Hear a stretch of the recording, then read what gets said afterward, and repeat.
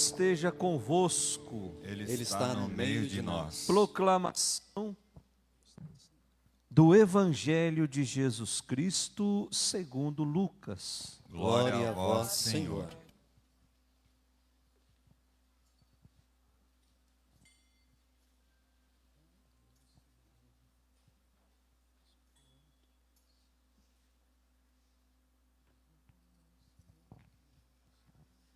Naquele tempo, Jesus dizia aos discípulos: um homem rico tinha um administrador que foi acusado de esbanjar seus bens.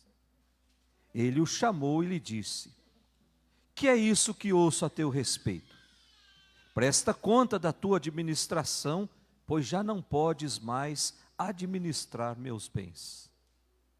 O administrador então começou a refletir: o Senhor vai me tirar a administração. Que vou fazer? Para cavar não tenho forças, de mendigar tenho vergonha. Ah, já sei o que fazer para que alguém me receba em sua casa quando eu for afastado da administração. Então ele chamou cada um dos que estavam devendo ao seu patrão e perguntou ao primeiro: quanto deves ao meu patrão? Ele respondeu: 100 barris de óleo.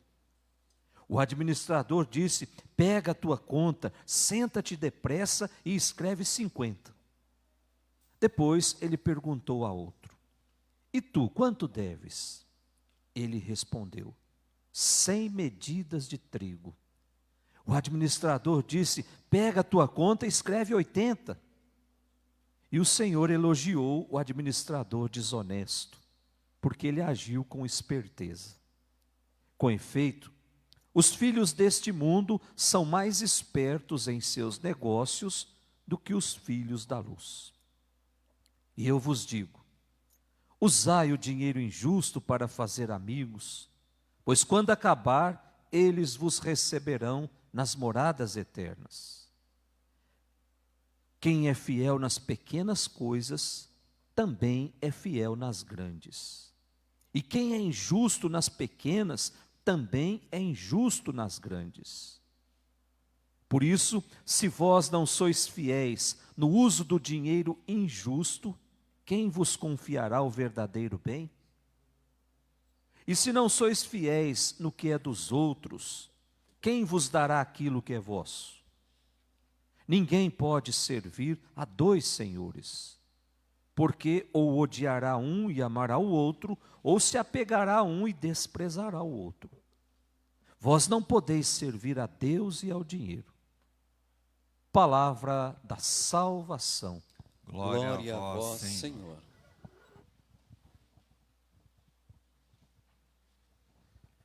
Que as palavras do Santo Evangelho perdoem os nossos pecados. Amém. Podemos sentar.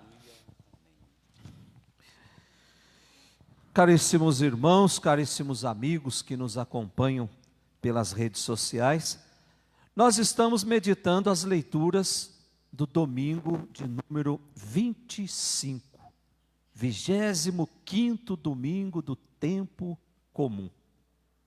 E as particularidades desse tempo comum, nós estamos careca de saber, né, gente? A cor verde, toda vez que a gente entra numa igreja, o padre está celebrando a missa de verde, tanto de casula como com aquela estola, é tempo comum. Ou seja, é tempo de esperança. É tempo de estreitar a nossa amizade com Deus a partir da palavra, a partir dos sacramentos e a partir da vida de oração. Quando a gente entrar numa igreja e o padre não tiver de verde, é outro tempo, com as suas particularidades. Mas o tempo comum é tempo de esperança. É por isso que o verde é a cor da esperança. Mas o verde também é a cor de algo que ainda não está totalmente maduro. Com isso a igreja está nos dizendo, assim é o nosso relacionamento com Deus. Nós não estamos totalmente maduros. Nós temos muito que amadurecer no nosso relacionamento com Deus. E aí o dia que nós estivermos totalmente maduros, aí sim já não tem lugar nessa terra para nós. Portanto, nesse final de semana, nós somos convidados a refletir sobre o lugar que o dinheiro ocupa na nossa vida. É a temática desse final de semana. E nós encontramos na primeira, na segunda e também no Evangelho. Qual é o lugar que o dinheiro ocupa na minha vida? E ao mesmo tempo nos dizer que seguidor de Jesus Cristo não pode ser ganancioso. Seguidor de Jesus Cristo não pode ser injusto. Não pode manipular as pessoas para ter lucro. Pode fazer isso, mas não pode dizer que é seguidor de Jesus Cristo. Porque seguidor de Jesus Cristo preza e luta pela justiça. A primeira leitura que nós ouvimos, ela é tirada do livro do profeta Amós, o capítulo 8. O profeta Amós, ele é conhecido como o profeta da justiça social. Olha só, justiça social, que já vem sendo discutido, já vem sendo debatido desde o profeta Amós. Quando viveu o profeta Amós? 800 anos antes de Cristo. O profeta Amós é de um lugar chamado Tecoa, um vilarejo chamado Tecoa, que ele não é profeta, mas Deus o escolhe para ser a sua boca no meio de uma sociedade que estava praticando todo tipo de injustiça. Que injustiças eram essas? Primeiro que na época do profeta Amós, se viveu uma prosperidade econômica muito grande. Ou seja, a economia estava tranquila. O ambiente político havia também uma tranquilidade muito grande. O rei Jeroboão II, ele conquistava muitas terras e todos os povos conquistados eram obrigados a pagar tributos ao rei e o rei distribuía tudo isso. Ou seja, se vivia uma prosperidade econômica excepcional. A burguesia vivia um luxo que chegava a ser escandaloso. Mas ninguém se preocupava porque todo mundo estava bem.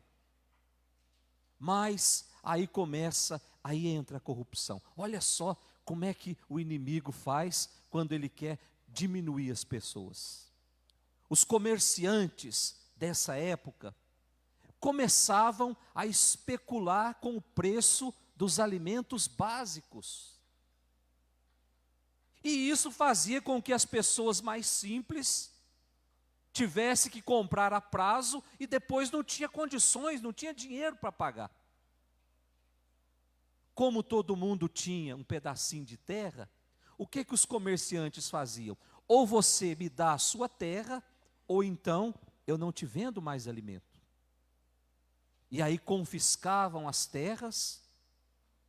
E aí, com o passar do tempo, essa classe começou a ficar pobre.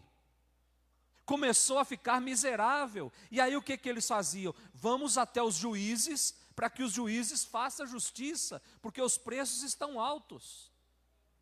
E aí quando chegavam nos juízes, os comerciantes já tinham ido primeiro, já tinham subornado os juízes, e os juízes não faziam justiça. É por isso que o profeta é conhecido como profeta da justiça social. E aí não se fazia justiça e os pobres cada vez mais pobres. Então é nesse contexto que Deus vai procurar o profeta Amós. E pede que o profeta vá defender os interesses dos mais necessitados. Pede que o profeta vá até os menos favorecidos. E o profeta Amós, ele é muito duro nas suas palavras. Vale a pena a gente ler o livro do profeta Amós inteiro, gente. Vocês vão entender o que eu estou dizendo. E se não conseguir entender, compre um livro que chama O Pastor de Tecoa. Que aí vocês vão entender o contexto histórico. Como é excepcional o profeta Amós. E o profeta, ele é duro nas suas palavras, e ele diz que Deus não está disposto a ser cúmplice de nenhuma injustiça, de nenhuma exploração contra o pobre. Todo crime cometido contra o pobre é um crime contra Deus, diz o profeta. E aí ele termina a primeira leitura, olha lá a frase que ele termina essa primeira leitura: nunca mais esquecerei o que eles fizeram. Próprio Deus dizendo isso. Nunca mais esquecerei a humilhação cometida contra os pobres. E esse tema, ele se alastra até o dia de hoje, gente. Quanta humilhação quem precisa de uma cesta básica muitas vezes passa. Quanta humilhação quem está nas ruas muitas vezes passa antes de receber alguma comida ou de receber alguma coisa, precisa pousar para fotos, para satisfazer o ego de quem está entregando. Isso não é caridade, não, gente. Isso é humilhar o outro.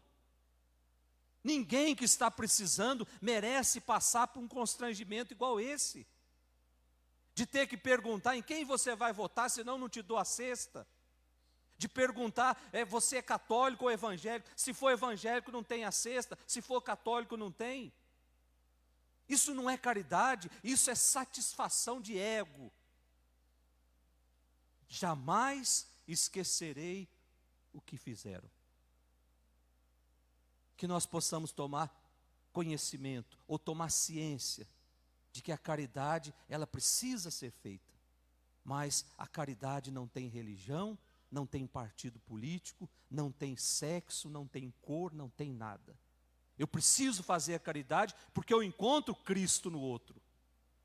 Se eu não for capaz de encontrar Cristo no outro, então não faça a caridade, porque você vai estar humilhando o Cristo que está no outro.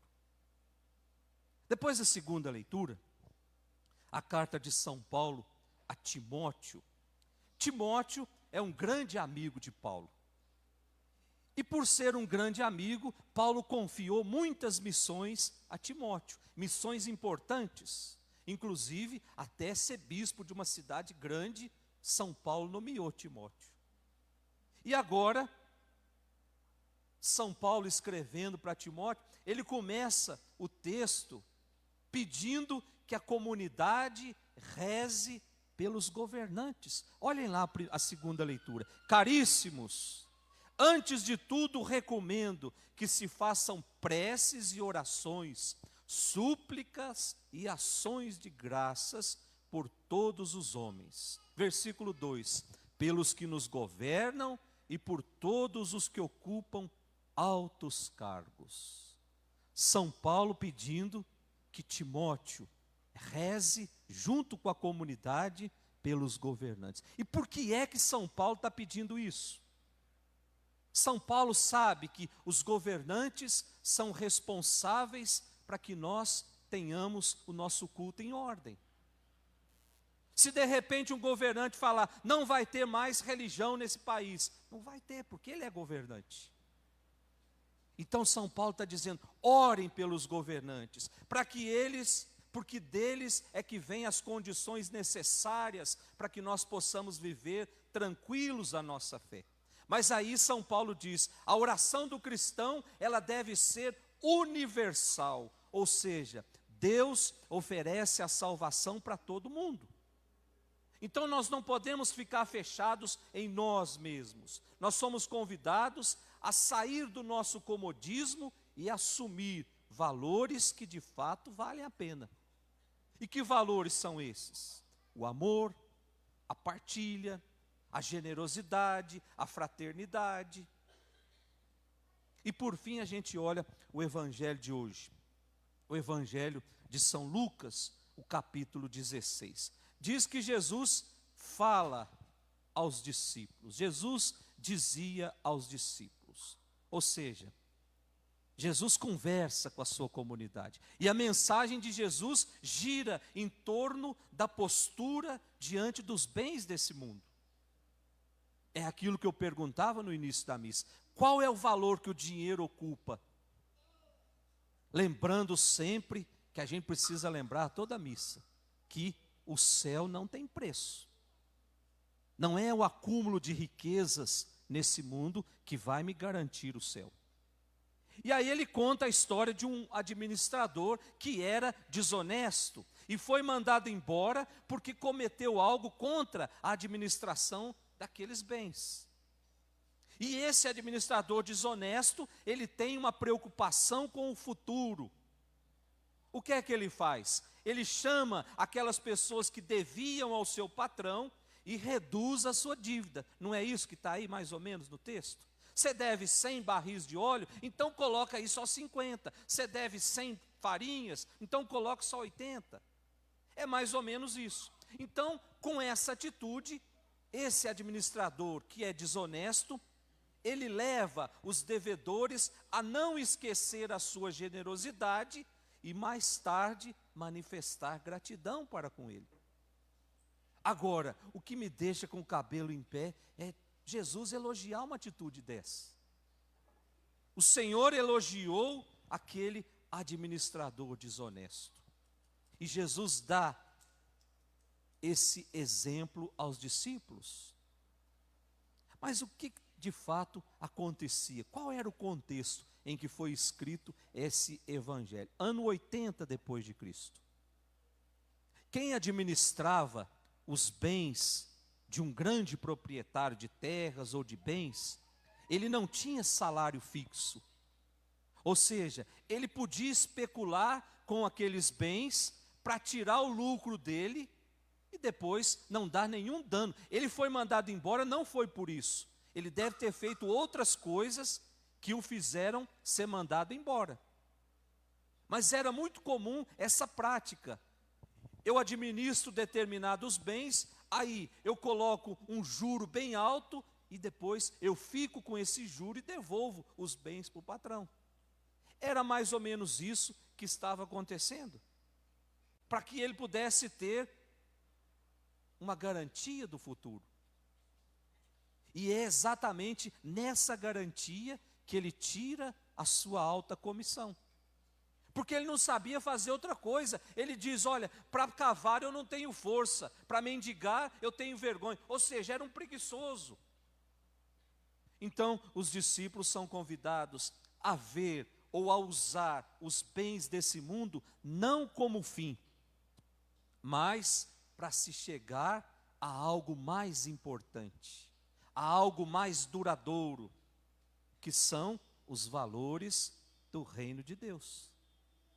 Meus irmãos, o mundo já escolheu quem são os seus deuses.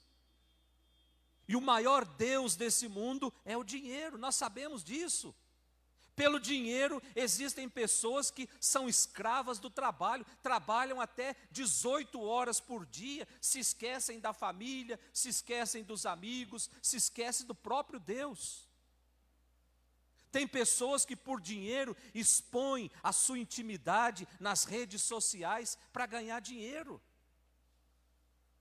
Tem pessoas que pelo dinheiro negam aquilo que acreditam só para ficar bem no meio dos amigos. Tem pessoas que por dinheiro sacrificam a vida dos irmãos vendendo drogas, vendendo armas, tudo pelo dinheiro. Pelo dinheiro existem pessoas injustas que pagam mal seus funcionários para ter altos lucros. Tudo pelo dinheiro. E Jesus no evangelho de hoje nos adverte que a obsessão pelo dinheiro não é caminho para se chegar ao céu. O dinheiro faz parte das coisas desse mundo. Não é que nós, católicos, não precisamos de dinheiro. Nós precisamos de dinheiro. Nós estamos nesse mundo e esse mundo, o Deus é o dinheiro. Mas nós precisamos usar do dinheiro com sobriedade. Porque ninguém vai comprar uma vaga no céu com o dinheiro desse mundo. Nós vamos comprar ou nós vamos adquirir a nossa terra, a nossa casa lá no céu, é com as nossas boas obras. Desinteressados, sem selfies e sem humilhar os outros. É assim que nós vamos conseguir a nossa casa lá no céu. Por isso vamos pedir que Deus nos conceda essa graça, que usemos dos bens desse mundo com sobriedade. Louvado seja nosso Senhor Jesus Cristo. transbordar de amor.